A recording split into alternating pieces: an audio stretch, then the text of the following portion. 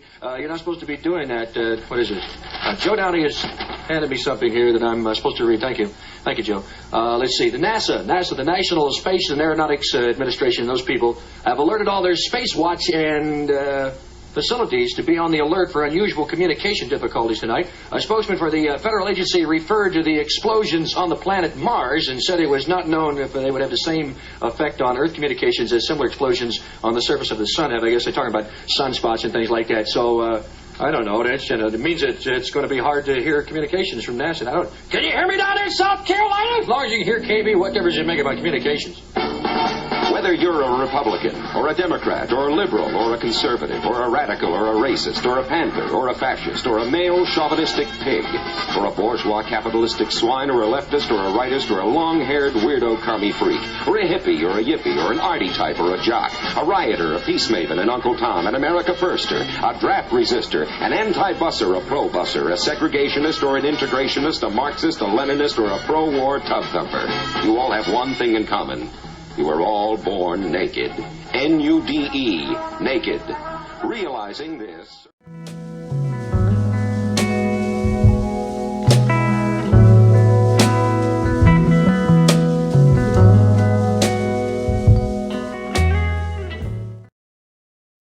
On a pitch black night off the coast of California, newly leaked video allegedly shows one of the U.S. Navy stealth ships tracking an unknown object in the sky.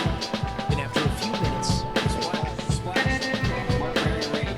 2019 footage obtained by filmmaker Jeremy Corbell, who last month released another video of an upside-down pyramid UFO hovering above.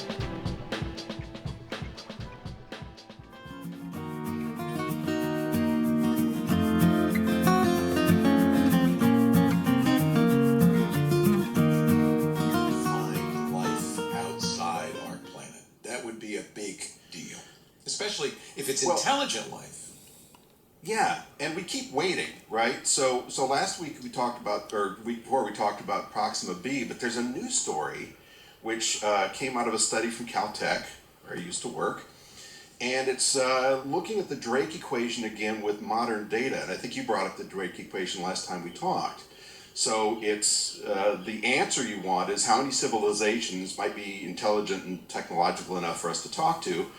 So the factors in it are how many stars have planets, average number of planets that might support life, how many have life that might develop into intelligent life at some point, how many of them would have technology that could support that or at least release some kind of detectable sign and so forth. Yeah. So now that we've got so much better data on this stuff, from radio telescopes and the Hubble and so forth, these guys factored that in, and the result they got is, well, we think there's a good chance everybody's dead but us. So Oh my God. the answer to the Drake equation may be one. So this is the dead alien segment, right?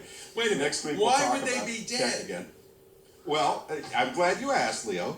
So the sweet spot apparently was about, by their estimation, would have been about 8 billion years after the universe formed. And humans didn't start doing their thing until about 13.5 billion years.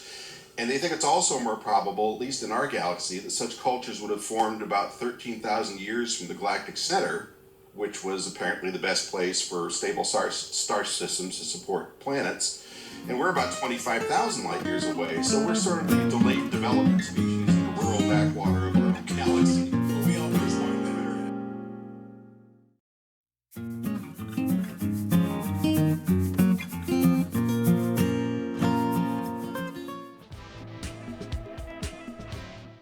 What is the explanation? Who knows?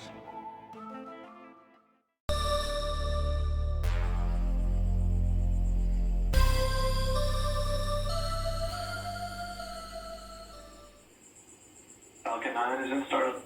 Dragon is in countdown. FTS is armed for launch. Under a minute now, the FTS, the flight termination system, has been armed. Dragon, SpaceX, go for launch. SpaceX Dragon, we're go for launch. Let's light this candle.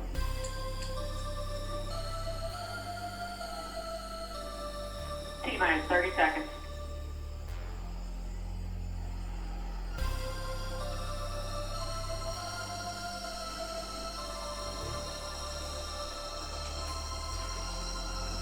1 tanks pressing for flight.